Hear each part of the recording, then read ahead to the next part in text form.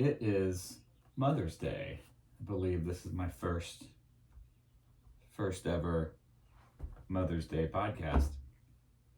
So I'm going to start with that and then get into all my stuff. It's been 2 weeks since I've done one, primarily because I didn't have anything to talk about. And I don't want to do this if it's just making stuff up, even though that's pretty much all I do. So it's Mother's Day. Just want to say happy Mother's Day to my mom, Carol Ficks, probably my only listener, my wife, Shelly, all the other moms, Grandma Lindy. So yeah, hope it's good. I know in my house, without Shell in charge, all three of my kids would probably be living in a van down by the river, because I wouldn't say I have a whole lot of skills in the dealing with important things department. I think I'm pretty good at the fun stuff, but anyway, happy Mother's Day, all the moms. That sort of leads me to, I had a conversation this week with Ann, my general manager out at the WAC, and she may not know or recall even sort of how this conversation went, but I was asking about getting some things done and sort of summarized my coaching style, management style, personality, probably a bit, all in one very short, simple conversation that, like I said, was probably unmemorable for her, but came up that some certain things in our world are black and white, and that I mostly live in the gray. And I started thinking about it after I left, and that's pretty much it. That pretty much explains how I operate. I tend to try to use logic, common sense, timeliness to get stuff done quick. I don't have a whole lot of patience, and I struggle with being boxed into things in any form, whether it's personal, outside of work, on the court, off the court. It's just, I think I have a fear of commitment in some form, but it's sort of how I coach. I have certain plans, I go on the court, and then the rest is made up. A lot of gray. And it got me thinking that when I talked to some students this week about how no matter what I say or another coach talks to you, don't listen to it 100% of the time. Well, that's not true. You should listen to it, but you don't act on it.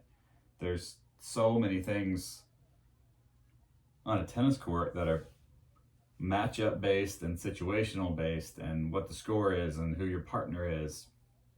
I can say the greatest coaching things in the world, but if they don't apply to that moment, don't do them. If you're 100% into every single thing your coach says, you're messing up. Good coaches don't want that. They want you to have a lot of tools, right? So I think it's okay to live in the gray sometimes. I'm probably in it too much, but it's kind of why I enjoy this format, doing the podcast, because it's nothing but gray. I can make it up as I go, like I am right now. And I don't know if any of that means anything, or I probably need to go see a therapist, but that's where I live and that's how I coach. And I think it's okay. And I think it's okay for players to be in that mode of having the flexibility to do whatever they need to on the court, regardless of what they've been coached to do, if that doesn't apply. Ben, my son, played some high school tennis. He was being told to run to the net every time. And if you ever watch him play, he's a grinder, should be at the baseline, chasing, he's quick, running, putting balls in the court. So him getting told to charge to the net every single time doesn't apply to him at all. Every time he'd run in to get lobbed and then look at me wondering what's going on. And that's why he's not playing anymore.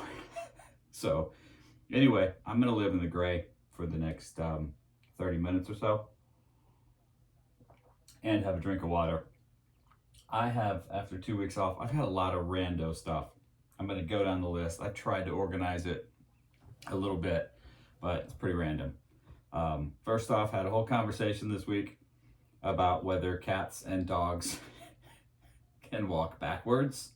So if you've got a cat or a dog, go back over your time with them and have you seen them walk backwards.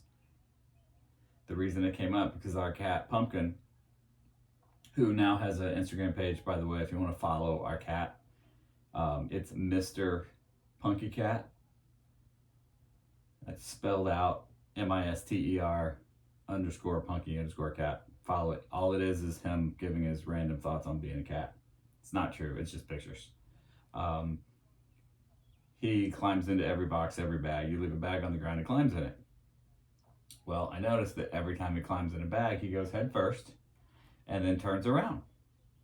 And I started thinking, I don't think my cat can walk backwards. So I had a conversation at work, and I've been told they can, they just don't want to. So I, as usual, Googled it because everything on Google's right.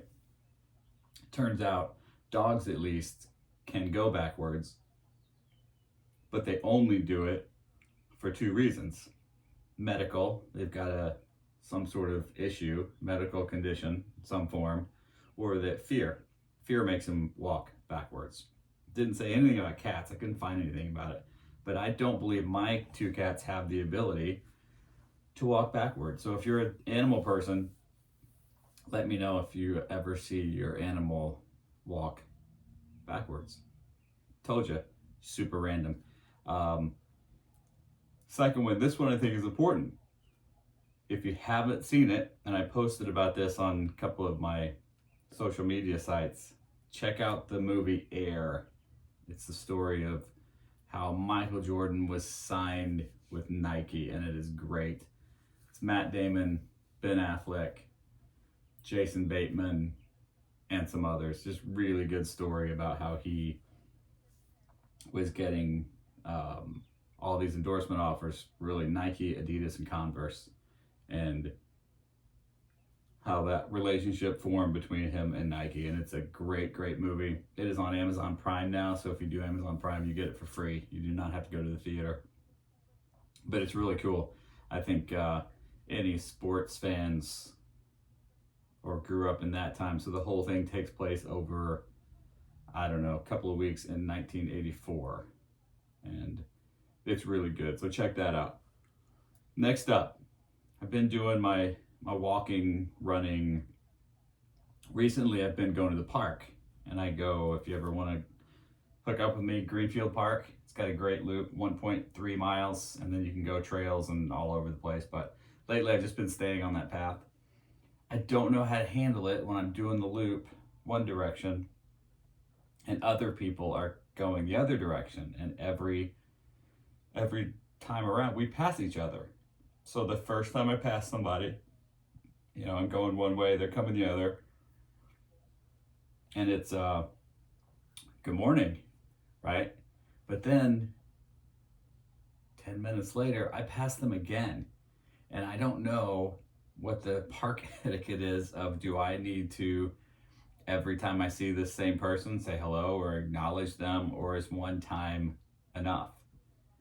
Always get super awkward because, hey, I saw you again, and then, hey, there you are again, how's it going? Like, I've done the look down, look at my watch, fake like I'm on the phone, looking in the woods for deer. I just don't know, and I think it's so awkward. I believe there should be a one-time greeting, right? Say hello, good afternoon, beautiful day out, whatever. And then that should be it. But it's just, I don't know what to do. And I've turned around and gone the other way. I've gone through the woods because it's super awkward and uncomfortable. And I want to know what the actual etiquette is for, like, you're on a track, you're on a loop for your walk or your run.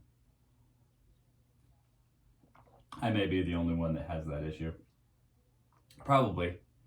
Update on my weight, still down 17 pounds. I held steady for the last 3 weeks at 170, down from 187. I'm not even tracking my calories for the last 2 weeks. I wanted to see if I figured it out.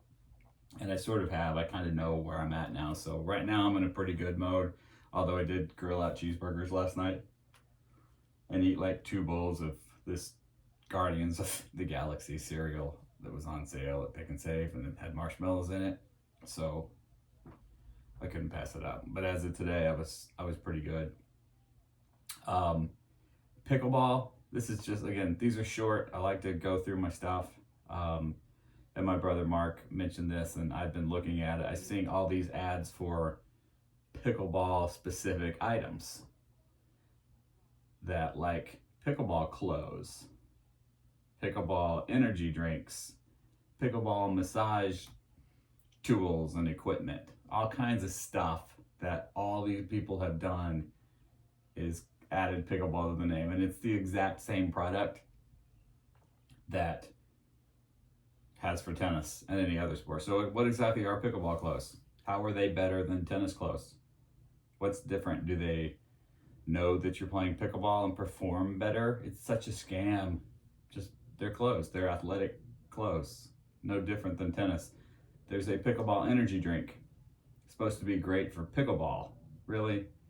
There is no way that drink is any different than the drink they sell for basketball and tennis and everywhere else. I just think it's insane. If anybody buys something because it says it's specifically for pickleball, you got tricked. There's no such thing. It's all the same, right? So I also recently got a membership to Costco. Never been to a Costco before, so we explored it. Turns out they have, from what I hear, they have this brand. Their brand is like Kirkland, and I Googled some of it, and turns out that their Kirkland is exactly the same as these other high-end brands. It's the same stuff. They just put a different name on it. Good, because it's cheaper. But if you go out to buy pickleball clothes, remember, you're just buying clothes. If you buy a pickleball energy drink, you just bought an energy drink. It has nothing to do with pickleball. So I guess hats off to the people who are making millions selling that stuff. So that was all I had on the pickleball for now. My last one, sort of random, is just questioning whether adults, including myself, have actually lost the ability to read and comprehend sentences and have conversations. Is there a whole generation that I would fall into that was undiagnosed with ADHD or ADD or whatever it's called? I have so many instances. I had 2 this week that the text I sent had every detail. It had the date of what was going on, it had the time, it had who, it had all the details, and in both separate instances, I had people respond to me asking the questions of exactly what was in the original text. So one of them was, hey, we've got this program on Monday, May 15th from 9 to 10:30. It's with me and Ben and Annie and Molly. Everything in there. And both times the responses were what day and what time and who's in it. And if you read up one text above, every single question they asked was answered. And it is bothering me that it's going down that path. And I'm sure I do it too, but it just seems strange. I can't be the only one that notices that. Along with the texting. So I had another conversation at work. I am a text deleter and emails almost immediately. If you send me something, I answer, you answer, conversation done, it is deleted, gone. I can't stand, I tell everybody, I can't sleep if I have text just sitting there. There's no reason to be there. Emails too. You go to my work or personal email, I don't have any. Once they're done, and I put emails in folders, but once they're done, they're gone for me. My buddy Kyle at the WAC, he was in on this conversation, and I saw his phone. He showed me, I believe it was 332 or 333 unread texts. And I got so anxious. I couldn't, it freaked me out. I think my wife, last time I saw her phone, had well over 1,000 emails. I don't know how people do it. And I seem to be the one that's the odd one. I seem to be like, people freak out, you delete it. I can't survive if I have that much stuff on my phone. Plus with the texts, if you leave so many up there, the chances of sending the wrong text to the wrong person are super high, and that freaks me out because I have done it, and it's either super entertaining and gotten me in a significant amount of trouble. So that might be part of mine, is that I don't want all of these people on there that I could accidentally send the wrong thing to. But are you guys a deleter or a keeper? I am a get rid of everything. Like right now, my phone has 0 text, and I get lots of texts a day. My email has 0 emails in it.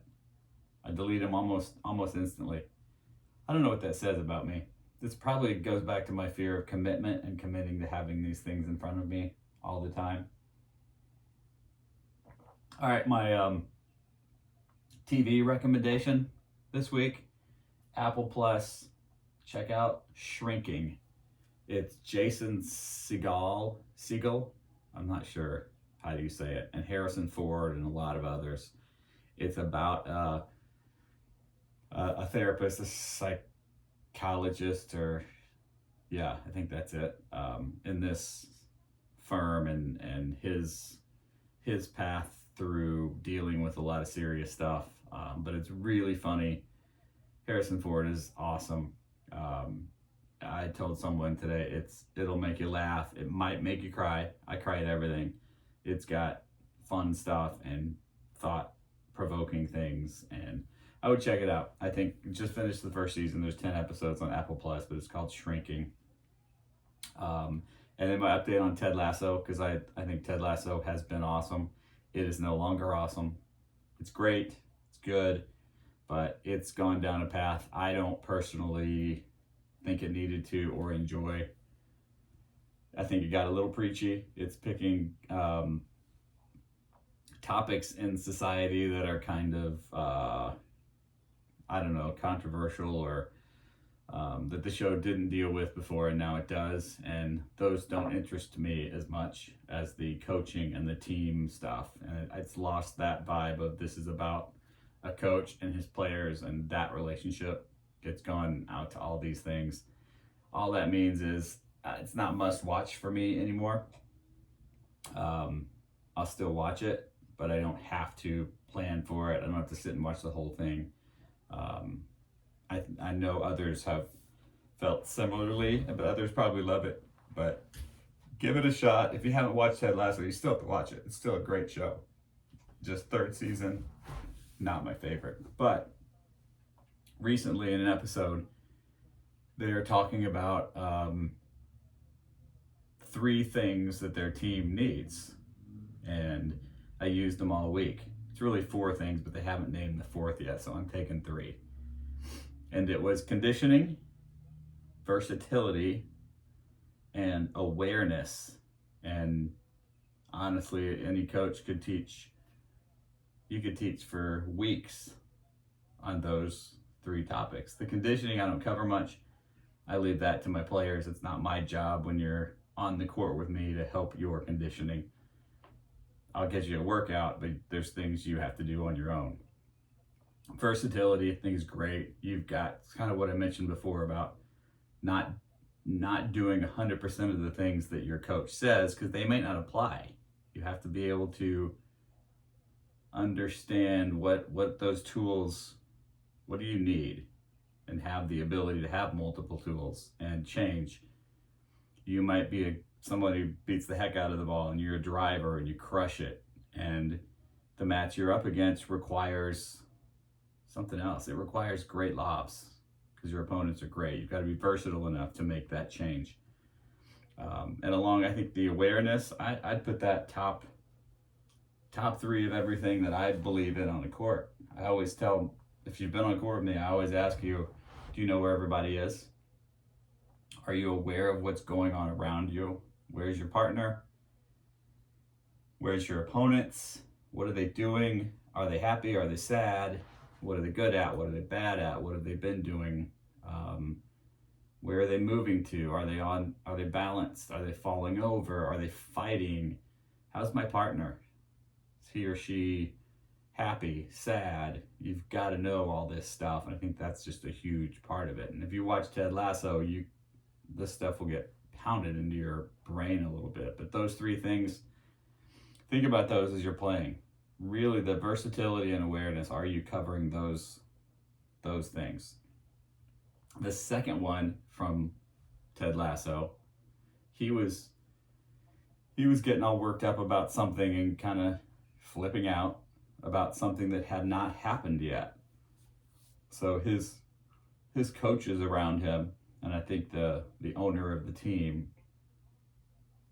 told him that he needed to find out before you flip out. And perfect, I quickly wrote that down on my phone, because that's such a great lesson when you're on the court, any sport, is before you flip out about stuff and get yourself all worked up, why don't you find out first what's actually happening, right? You might be about ready to flip out about your forehand, but find out first, is it really the most important thing? Because you may be better than you think, or you may find out that you haven't hit enough to know yet, and it's actually something else, right? And it takes a little bit. You got to have a bigger sample size, so that before you start talking to yourself and telling the whole club how bad you are, maybe you should find out first, have an honest thoughts in your head of, yeah, my forehand doesn't feel right, but we're up a set in 2-1. My backhand's awesome. My volleys have been solid. Serve's good. It's okay. But before you switch gears into that, you got to have a little patience there. So find out before you flip out, I think, is a great one. And then lastly, same thing, the owner tells Ted Lasso to stop letting yesterday get in the way of today. And that's a really good one. I think it applies to everything. Unfortunately, I don't do it. I'm a grudge holder. I have a grudge list of people in my life that have wronged me, that someday I don't know what I'm going to do with it. I'm not going to do anything with it, but I'm pretty bad at that personally. But think about that. You stop letting yesterday get in the way of today. If you shrink that a bit, stop letting the last point get in the way of the current point. Stop letting the first set get in the way of what you're doing in the second set. You've got to be able to let that stuff go. And I thought that was a really good way of saying it, and you can turn that into whatever applies to you. It might not be yesterday. It might be 5 seconds ago. You gotta move on, because the thing in front of you doesn't care what just happened to you, right? Most people, you screw up and you're beating yourself up, nobody else cares. They shouldn't care. They should all have moved on a little bit. So my recommendation is just watch Ted Lasso. You will get dozens and dozens of great little coaching tidbits. And then another one, again, these are all, I get some of you might listen to this and think, what is he talking about? And as you know, this is my podcast.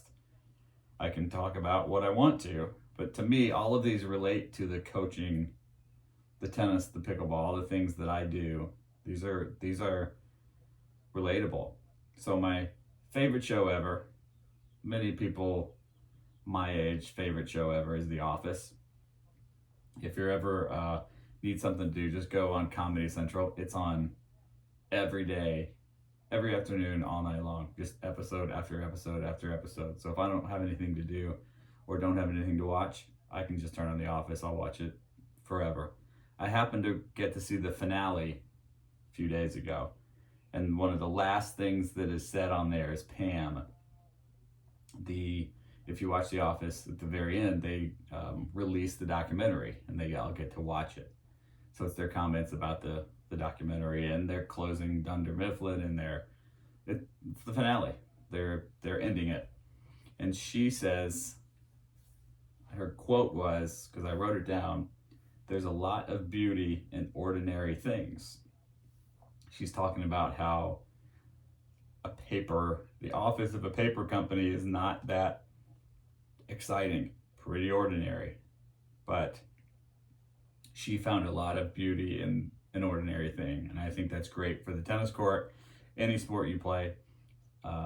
So I used that this week, and I had a couple of groups, because I know I always talk about my experiences on the court, but that's all I can go on. I can't talk about someone else's experience. I had a couple groups, and I was kicking around how to introduce that beauty in ordinary things to the groups. And it came up because back to back in one group, one of the players hit a simple average volley, middle of the court, right between two people, middle of the strings, points over, she wins. No one says a word, dead silent. The next point, someone mishit a ball or something. It was back and forth, and someone mishit one, and the ball ended up landing in the trash can. Everybody cheered. Everybody arms up in the air, and we're cheering because someone made a ball in the trash can, but it was complete silence when someone else hit that average shot. Right? We had it again, had another when someone mishit a ball. There was a let cord, a mishit winner, something crazy. Right? Everybody's celebrating. It was entertaining. I was too. I was right along with them. I'm not against that. What I didn't like is anytime someone hit the boring shot, decent volley or ground stroke to a wide open court or drop shot right in front of somebody who was too far away to get it, silence. No celebration at all. And I really think that players have to get better at being proud of the ordinary stuff and the simple. I tell mine, I don't play anymore, but when I did, man, I was similar to how I am now. A lot of drop shots, a lot of lobs, a lot of moving the ball around and slices and annoying and matches drawn out, but I'm in charge of them. I took pride in, I hit a ball at 2 miles an hour in the middle of the court, and you still couldn't get it. I am that good that I don't even need to hit it hard. I don't need to take any risk because I'm good enough to beat you. Isn't there some pride in that? That, yeah, I'll hit it right down the middle. I kicked your butt. I don't need to do anything fancy, right? But I think players need to get comfortable with doing the right thing even when there is no big celebration. Like this. Yeah, I'm a nerd. That was perfect, wasn't it? Right?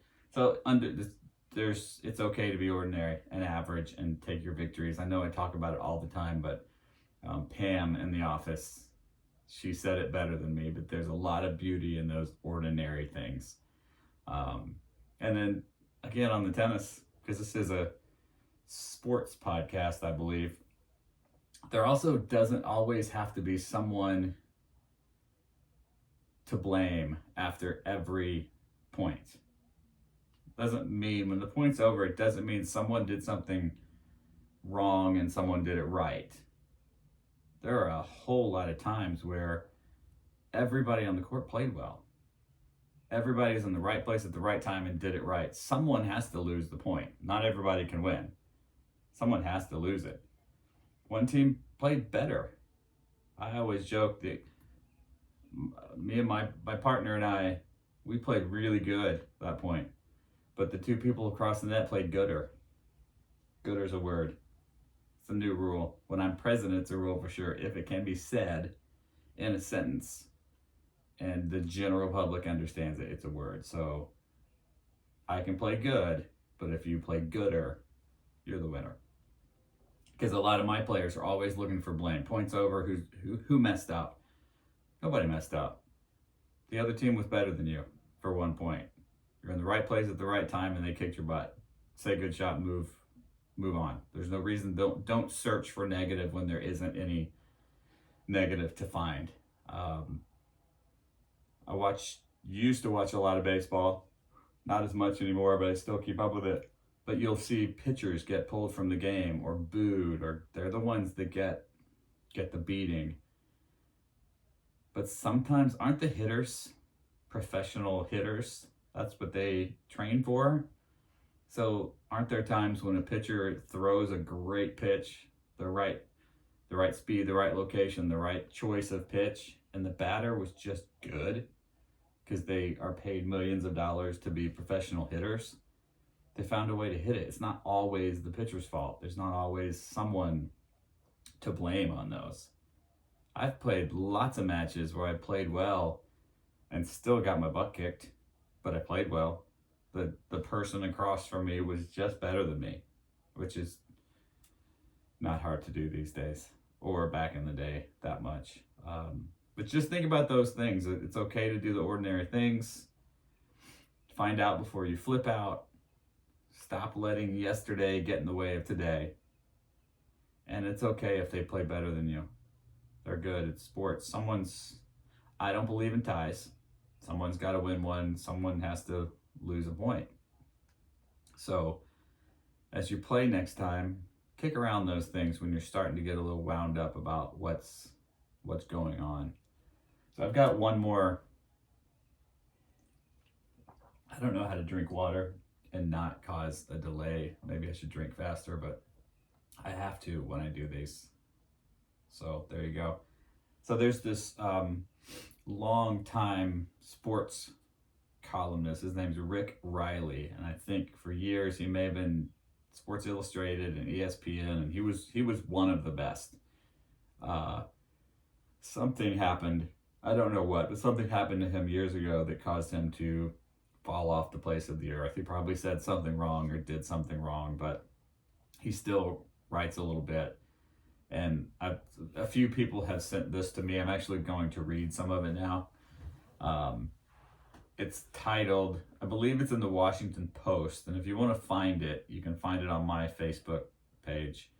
The title is Pickleball is the Worst, again by Rick Riley. It was posted on May 8th.